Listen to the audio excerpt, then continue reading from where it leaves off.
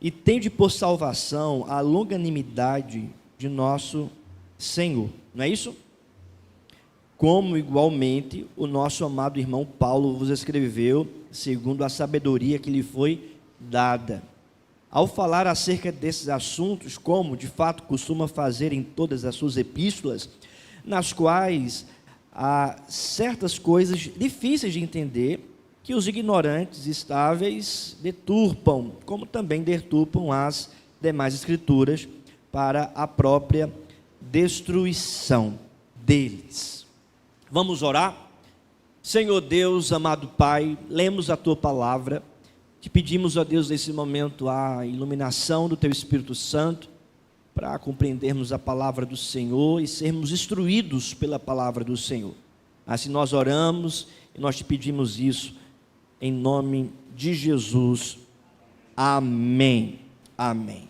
Meus irmãos, esse é um texto da palavra de Deus que trata sobre a Escritura Sagrada. Nós já vimos aqui, irmãos, nesse texto, fazendo uma recapitulação sobre a inspiração da Bíblia, da Escritura. No texto que lemos, então, o apóstolo Pedro reconhece os escritos do apóstolo Paulo, quando ele diz,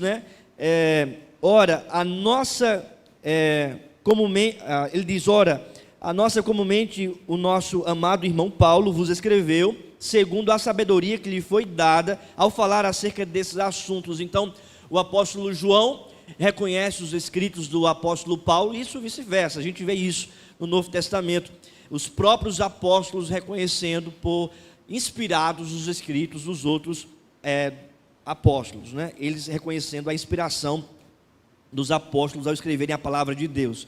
Versículo 16, ao falar acerca desses assuntos, como de fato costuma fazer, em suas epístolas, nas quais há certas coisas difíceis de entender.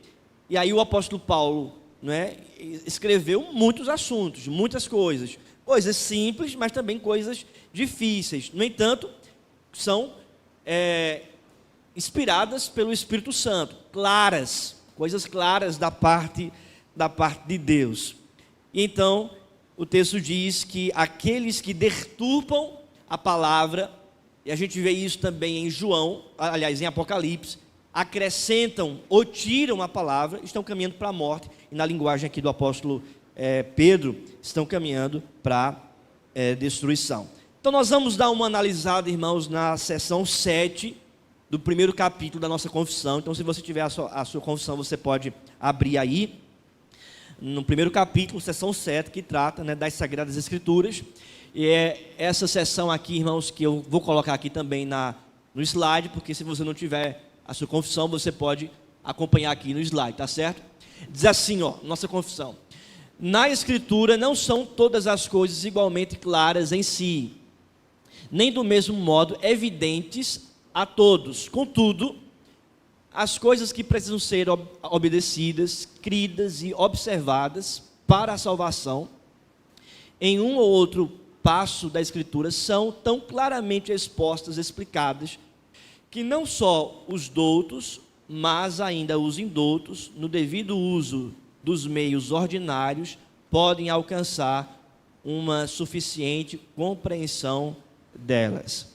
O que é que a nossa confissão aqui está apresentando? Que existem certos assuntos na Escritura que é de difícil compreensão, que não são coisas tão fáceis de compreender. Um assunto, irmãos, difícil de compreensão, alguém pode aí citar? Por exemplo, predestinação. Quem entende aqui predestinação, levanta a mão. Eita, pouca pessoa está entendendo, né? Levanta a mão quem entende predestinação. Vamos lá. Quero ver a participação da sala, da turma aqui. Quem não entende predestinação, levanta a mão. Seja sincero. Alguns irmãos. Por quê? Porque é uma doutrina de difícil compreensão. Na nossa mente, que é finita, limitada. Mas a gente pode dizer que ela não é bíblica? Não.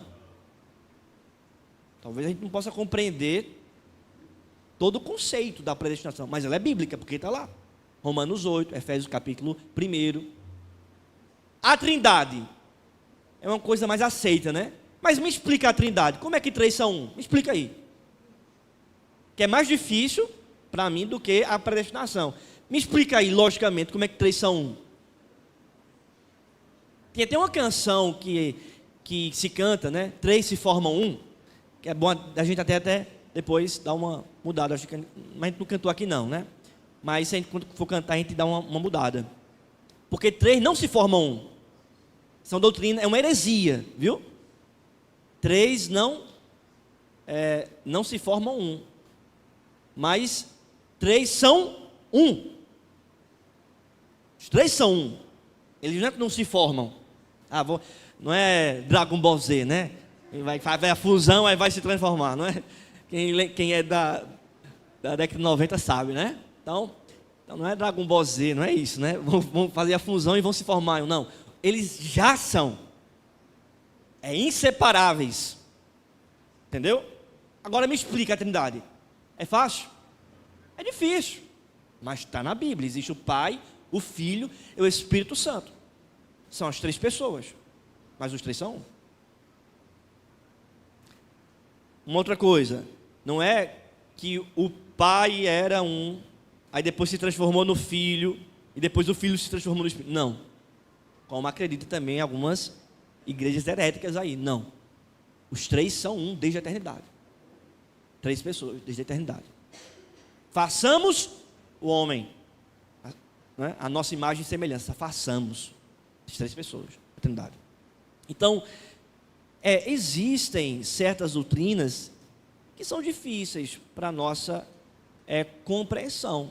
Tem pessoas que conseguem compreender, tem outras que não, mas está lá na Bíblia, não precisamos acreditar, certo? O fato de não, muitas vezes, compreendermos a totalidade de tal ensino ou de tal doutrina, não retira dela a sua veracidade, né, e a sua lógica, porque tanto na doutrina da, por exemplo, predestinação e da Trindade, não existe contradição. Uma contradição é diferente de coisas que estão acima da lógica humana. São verdades, supra, né, está acima, são verdades, mas não são verdades contraditórias. Pelo contrário, são verdades que caminham juntas, mas não se contradizem.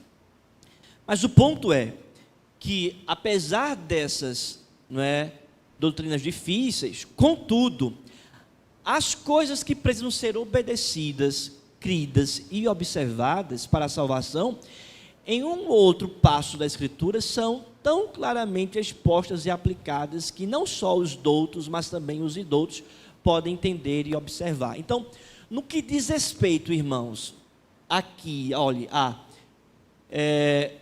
a nossa obediência, a nossa fé, certo? E em relação à nossa salvação, está muito claro que até pessoas cultas e não, até pessoas que tenham um certo entendimento das sagradas letras e outras não, todas as pessoas iluminadas pelo Espírito Santo, elas podem então entender essas coisas essenciais à fé, no que diz respeito à obediência, aquilo que nós devemos obedecer, no que diz respeito à nossa fé, em quem nós devemos confiar, e no que diz respeito à nossa salvação. Amém? A nossa salvação. Eu gostaria que você abrisse aí a palavra de Deus no Salmo 119, versículo 105. Salmo 119, versículo 105. E outro irmão, abra aí no mesmo capítulo, agora no versículo 130.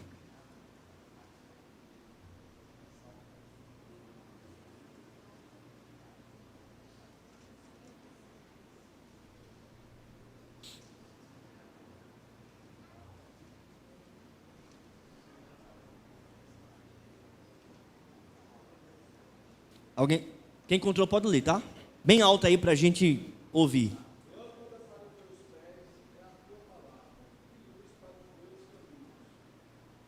Ou seja, né?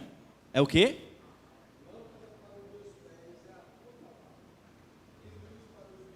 Então a palavra de Deus, ela é clara no que nós devemos fazer, obedecer, em que nós devemos confiar em fé e na luz, verdadeira luz, que é a salvação em Cristo, o Senhor Jesus.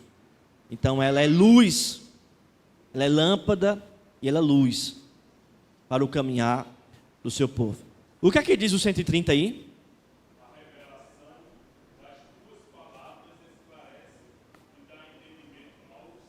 A revelação das tuas palavras. Que tipo de revelação é esta?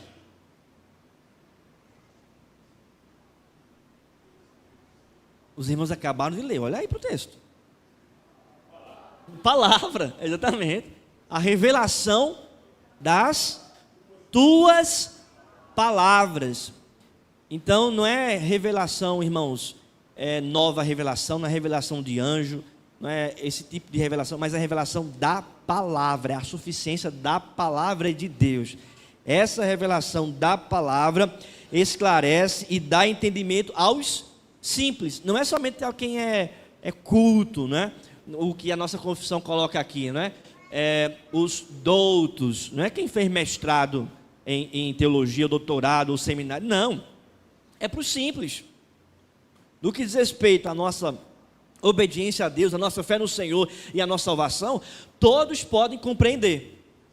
Todos podem compreender sem distinção, certo? Isso é, irmãos, a revelação de Deus.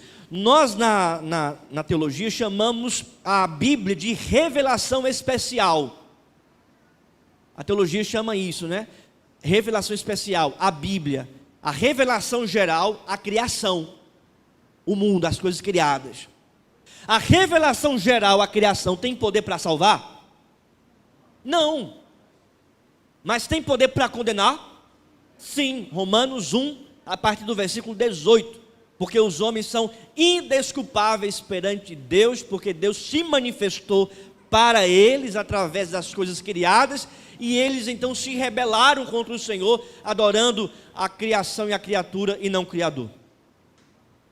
No entanto, para a salvação é necessário a revelação especial, que é a Bíblia, a pregação das Escrituras, do Evangelho revelado na palavra de Deus, certo?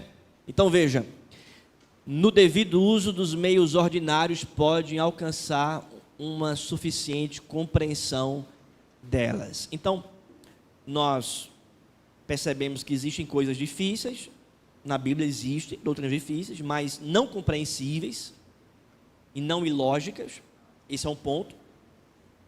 Percebemos também que, naquilo que consiste a nossa obediência a Deus, a nossa salvação, a nossa fé no Senhor, todos podem compreender, porque são coisas simples, não simplórias, mas são simples, dá para entender. E agora nós percebemos uma terceira questão, que a nossa confissão apresenta, que é no devido uso dos meios ordinários, podem alcançar uma suficiente compreensão delas. Eu pergunto para os irmãos, quais são os usos, né? Que tipo de uso é esse? Veja, meios, né? Quais são, que uso dos meios ordinários, quais são esses meios ordinários pelos quais o povo de Deus pode compreender a palavra de Deus, compreender a vontade de Deus?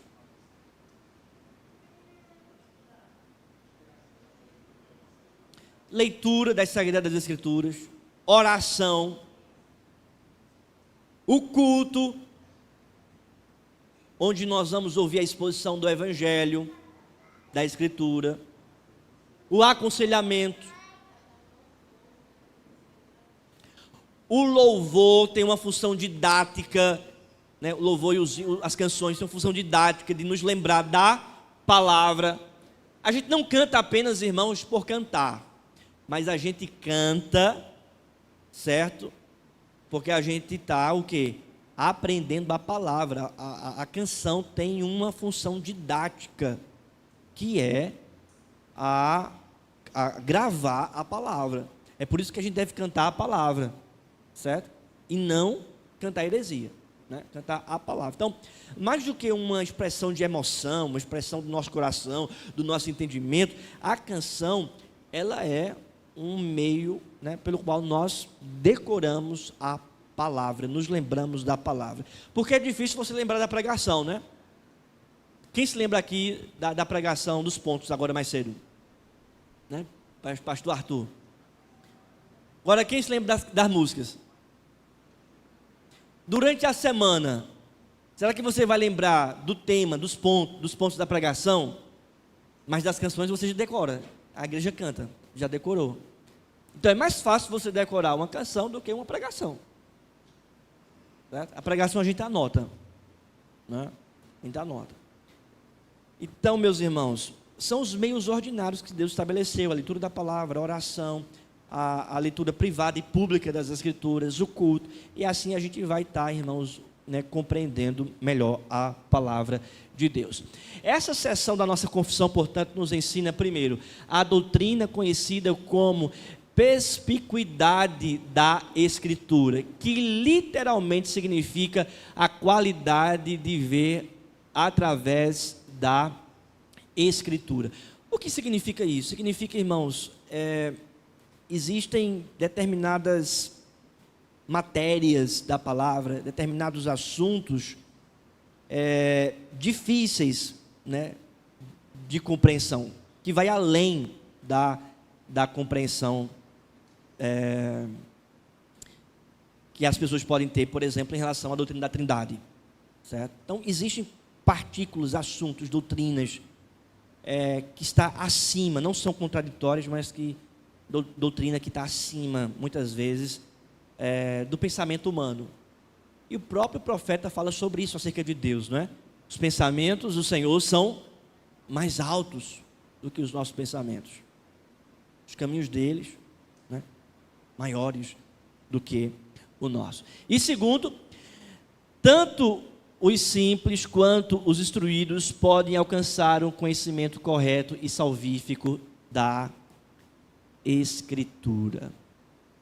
Um conhecimento correto e salvífico na Escritura, através da compreensão das Escrituras. Irmãos, atenção para um erro doutrinário que nós precisamos atentar para não cair, tá certo? A mentira original de Satanás foi que Deus, ao falar na sua palavra, precisa de um intérprete para dar direção infalível ao homem. Você lembra lá do episódio no Éden, onde a serpente se apresenta para Eva dizendo: olha, não é assim bem que Deus disse.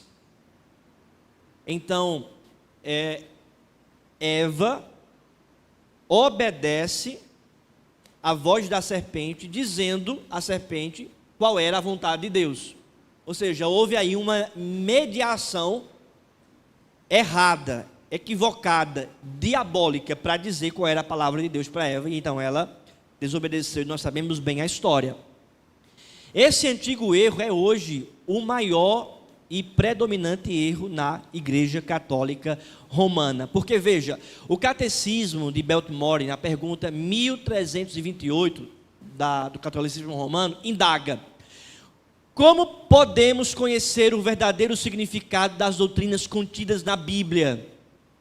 E então, a resposta: podemos conhecer o verdadeiro significado pela Igreja Católica, que recebeu de Jesus Cristo a autoridade para explicar as suas doutrinas e que é preservada do erro em seus ensinos pelo especial auxílio do Espírito Santo. Qual é o erro aí, irmãos? Vamos lá, vamos tratar a escola bíblica como escola bíblica mesmo, a participação dos irmãos. Qual é o erro aí? Vitor? Tem um homem no meio fazendo mediação. A exclusividade da Igreja Católica Romana. É o Espírito Santo que ensina. O próprio Espírito ensina. Mas vamos levar isso em última instância, irmãos. Mas eu não estou ensinando vocês? Ah.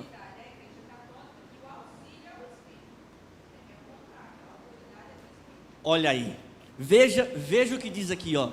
Podemos conhecer o verdadeiro significado por quem? Quem é a autoridade última? A igreja. A igreja está acima da Bíblia, está acima do livre exame, para eles, né? O livre exame das Escrituras, acima do Espírito Santo. Ou seja, é o Espírito Santo que concede autoridade à igreja dizer o que é o que não é verdade. Veja, irmãos, a questão aqui. Assim, embora afirme que Deus tenha falado aos homens na Bíblia, a Igreja Católica Romana ensina que Deus não deixou claro o que ele quer dizer. De sorte que deve haver, acima da palavra de Deus, a interpretação autorizada da igreja, a qual devemos supor tem uma opinião abalizada sobre o significado da palavra de Deus. Porque a gente já viu que para a igreja católica a tradição está acima da palavra, né? Já vimos isso. Isso também significa que a igreja romana quer fazer-nos confiar na palavra clara do homem, em vez de confiar na segunda ela, obscura palavra de Deus. Ou seja, é a própria, na compreensão, né, deles, é a própria igreja, instituição, organização, que tem autoridade acima, né, do próprio Espírito e acima da própria palavra para dizer o que é verdade, o que é doutrina, o que é, de fato, a palavra ou não.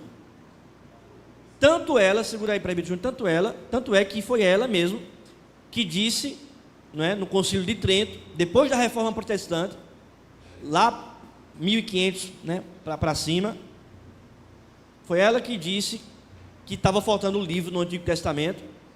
Em 1500, no Concílio de Trento, acrescentou os livros, né, no Antigo Testamento, que nem os judeus, que a mesma Bíblia nossa do Antigo Testamento, tem esses livros. Ou seja, ela está acima da palavra, e ela é o que diz e explica, somente ela. Para Júnior.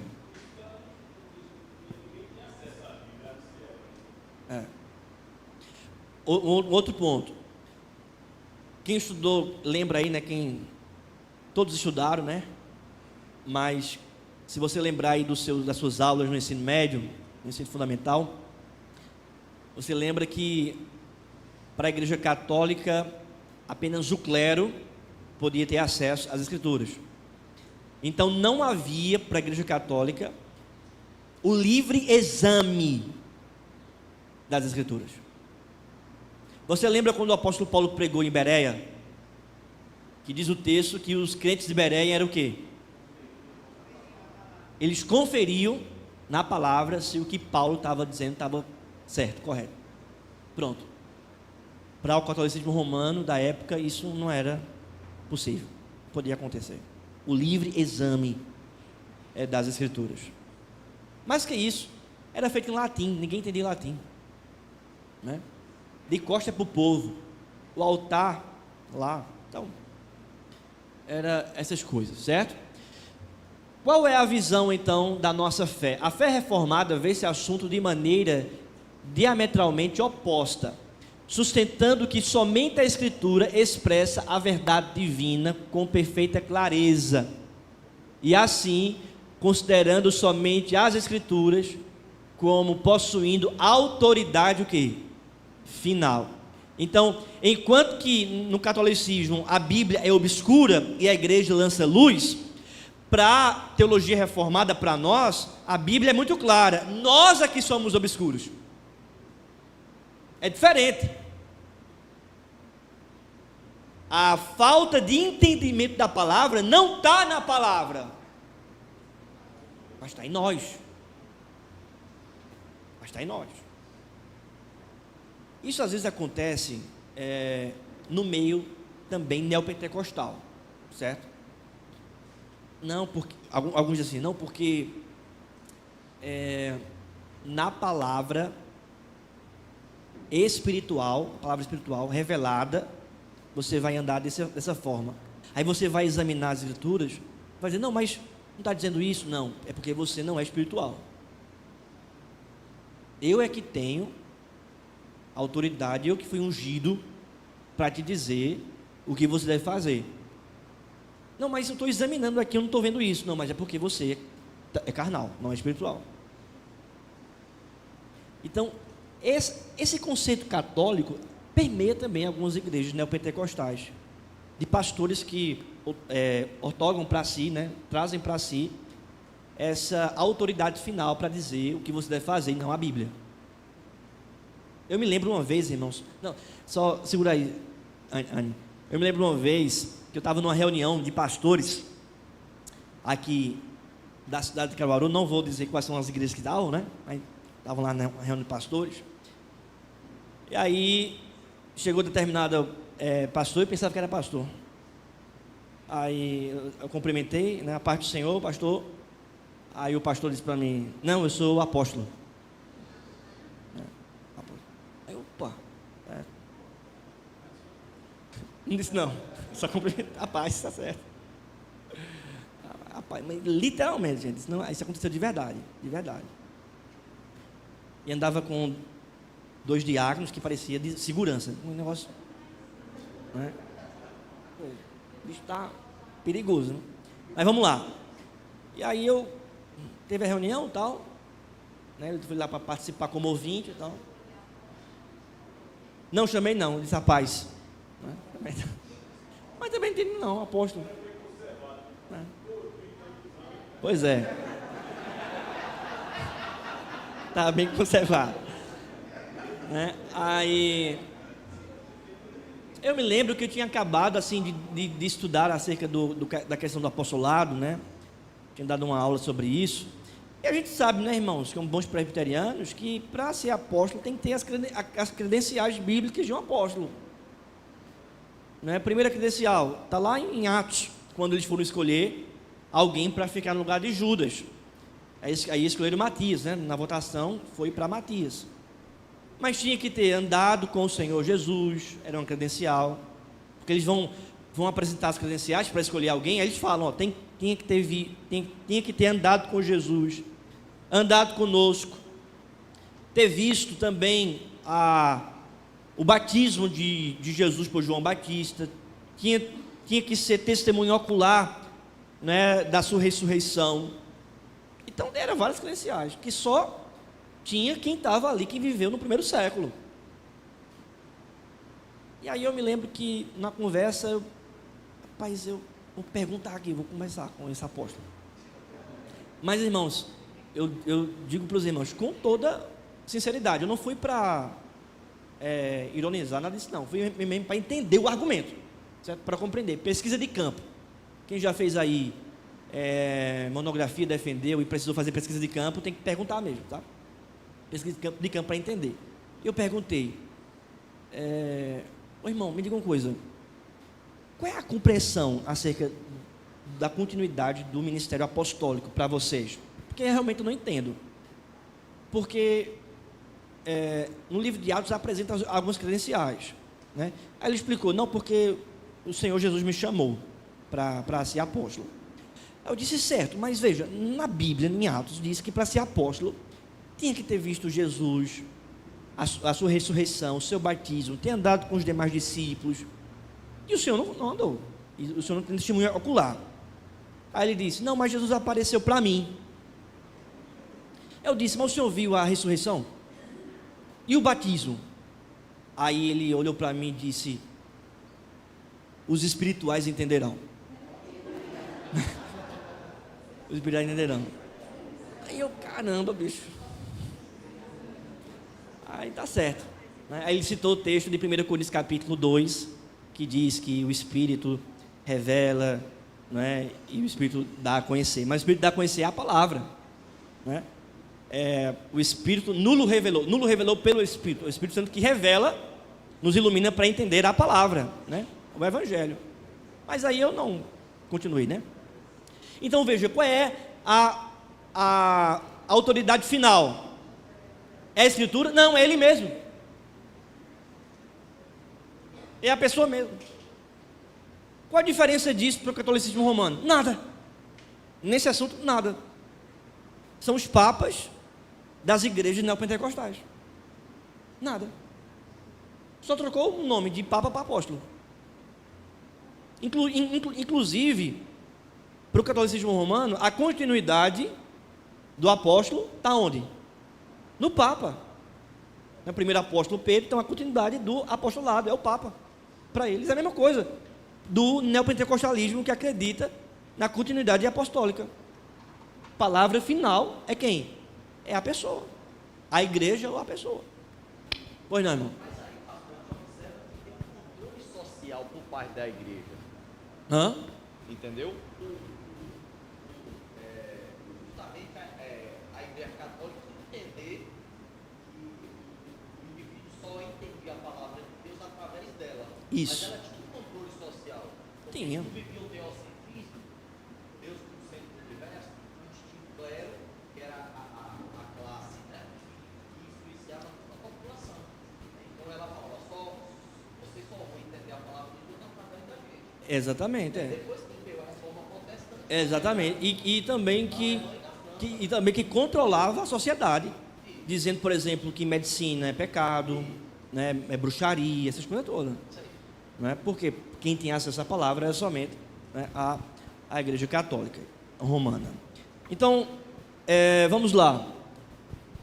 A interpretação da Igreja, como em seus credos, portanto, deve sempre ser considerada menos do que uma expressão perfeitamente clara da verdade divina. Certo? Então, o credo não é, e as confissões, elas não são as perfeitas interpretações da palavra. Elas são falíveis, inerrantes. O credo e as confissões são. Para a Igreja Católica, não. Até a nossa própria confissão diz que ela é o quê? Falível. Pode conter erros. Certa vez uma pessoa me perguntou, pastor, se a gente estudar a confissão, a gente não está acrescentando coisa à palavra? Eu disse, não, irmão, se a confissão é como um livro. É como uma revista de escola bíblica dominical. Mesma coisa, a gente está usando aqui uma revista de escola bíblica dominical que se chama Confissão de Fé de Westminster, para entender as doutrinas essenciais e principais da Bíblia e da nossa igreja. E ela não é um acréscimo à palavra, porque a própria confissão diz, ela não é infalível, ela é falível. Ela é uma compreensão de pastores, presbiterianos, congregacionais, batistas, reformados, que interpretaram a palavra de Deus, sistematizando doutrinas, para a gente ter um trilho, um norte diferente da Igreja Católica Romana. Só a Escritura, ou seja, só a palavra, e as doutrinas estão fundamentadas nesse lema principal, somente a palavra de Deus. Então, todo credo e toda tradição que não flui das Escrituras, que não emana delas, não tem autoridade para nos orientar. Não tem. E até mesmo essas confissões, né, e credos que fluem da palavra de Deus, ela não é por si só autoritativa. Ela aponta para as Escrituras. E se nas Escrituras não tiver lá confirmando, então não tem, né, poder autoritativo, né, para nos ensinar. Eu digo isso, irmão, sabe por quê? Porque tem certos presbiterianos que endeusam a confissão de fé de Westminster, que substituem, até no culto mesmo, sabe, a pregação da palavra pela pregação da confissão de fé. Isso é um absurdo, irmãos. Nós não podemos jamais endeusar a confissão. Nós não podemos jamais deixar de ensinar a Bíblia e pregar a Bíblia para pregar a confissão. Tem certos reformados, diga de passagem aí, né, que é a mesma coisa também do catolicismo romano. Ama mais a tradição do que a própria Bíblia. E a gente não pode caminhar nesse caminho. Isso é idolatria. Amém? Isso é idolatria, certo? Nós não caminhamos nesse sentido. Nós estamos estudando a nossa confissão como um livro qualquer, produzido, né, a confissão produzida por homens, assim como se a gente fosse encomendar alguma revista de escola bíblica ou algum livro para nós estudarmos, né, mas a fonte final ou última de autoridade é a palavra de Deus, é a Bíblia. Se a gente não entender a palavra, não chegamos no ponto principal. Sim, Anne, pode falar, Anne, agora.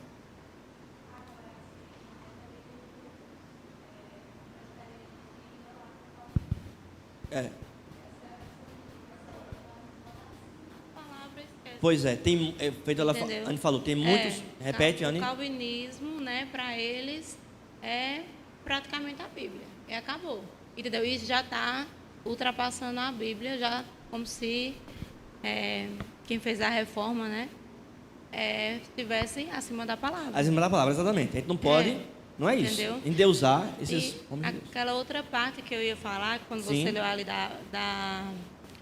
da Igreja Católica, né, que o Papa está acima da Escritura, é praticamente a mesma coisa que eu li num livro de Ellen White, né, da Igreja Adventista, que ela, né, se denominava e não mudava praticamente nada. Faz muito tempo que eu li e era exatamente desse jeito lá.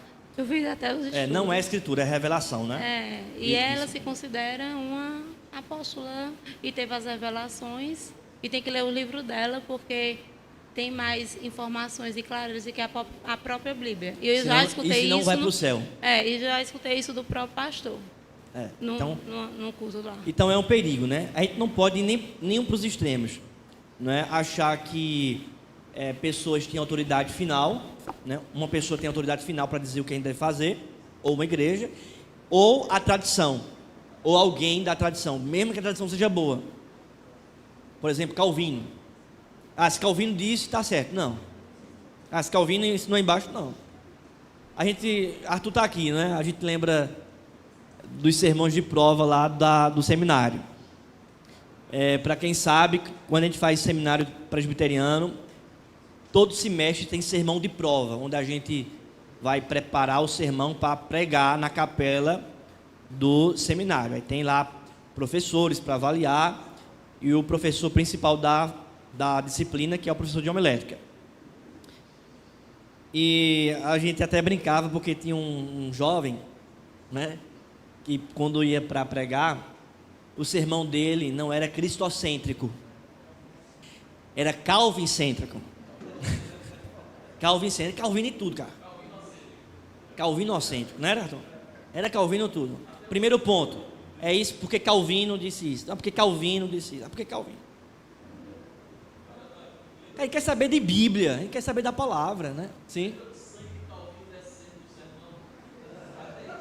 Misericórdia, né? Então, exatamente. Veja, é errado você fazer uma citação? Não. Agora, a citação, ela tem uma finalidade, né, argumentativa. Ela não pode ser o próprio conteúdo, né, em si. Então, a gente tem que ter cautela nesse sentido. Vamos mais à frente, irmãos. Só voltando aqui. Veja, a autoridade dos credos é estabelecida pela Escritura, não estabelecedora da Escritura. Quem estabelece o credo é a Escritura, e não o contrário. E não o credo é a Escritura. Elas possuem autoridade somente e na medida em que são verdadeiramente fiéis à Escritura. Aí está a diferença gritante que entre igrejas evangélicas, né, ou reformadas, principalmente, do catolicismo romano. Porque no catolicismo romano, a autoridade são seus credos e as suas confissões, né? A autoridade está na igreja. Ela é que traz veracidade na compreensão deles para a Escritura. Para a igreja evangélica, não. A autoridade está na Escritura. E a autoridade, portanto, deve dirigir a igreja. E deve orquestrar, né, conduzir os credos.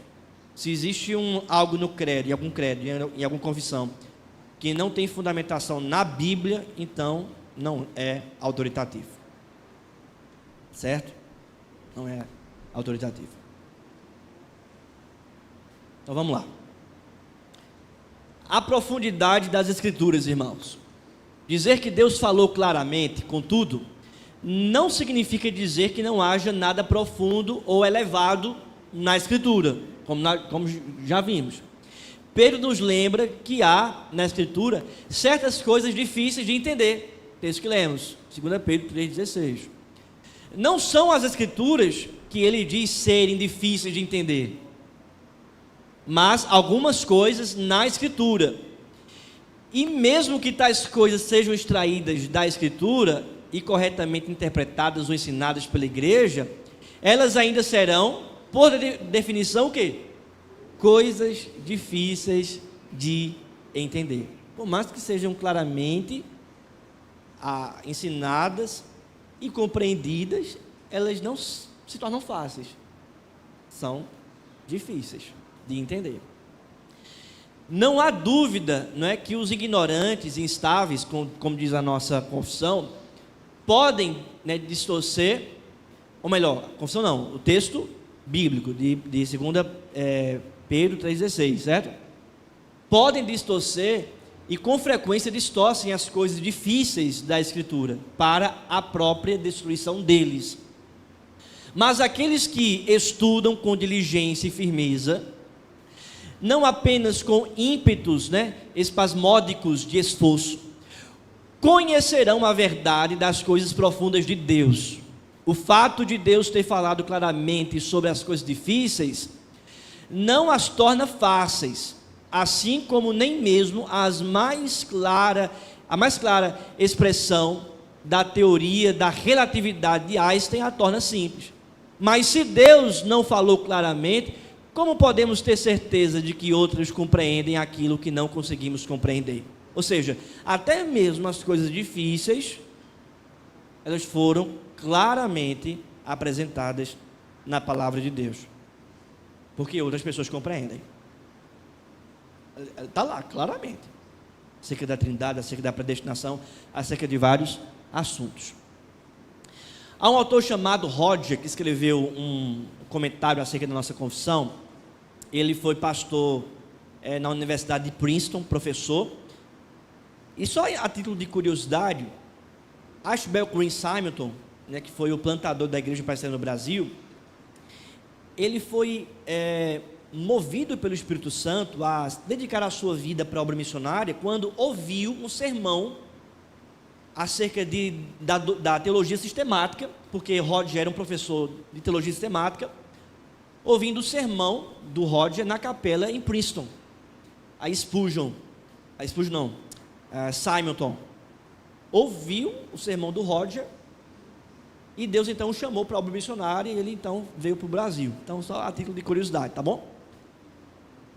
O Roger falou o seguinte acerca, veja, a prova definitiva dessa doutrina, como de todas as outras, deve ser encontrada na Escritura, e as seguintes informações bíblicas são apresentadas, né, por Roger em seu comentário sobre o assunto. Veja, primeiro, todos os cristãos, sem distinção, são ordenados a examinarem as Escrituras. Então, todo cristão é ordenado a examinar a palavra. Isso a gente lê, irmãos, em 2 Timóteo 3, 15 a 17, Atos 17, 11, que é o dos crentes de Bereia, e também João 15, 39. Então, todo cristão é ordenado por Deus a examinar as Escrituras, conhecer a palavra. Segundo, as Escrituras se dirigem ou a todos os homens ou a todo o corpo dos crentes, né? Elas se dirigem a todos os homens ou a todo corpo dos crentes. Então, ela tem um alvo, é falar para as pessoas. Por exemplo, as saudações, né, das cartas, das epístolas, aos santos, em Éfeso, aos irmãos. Então, a Escritura se dirige a quem? Ao povo, as pessoas.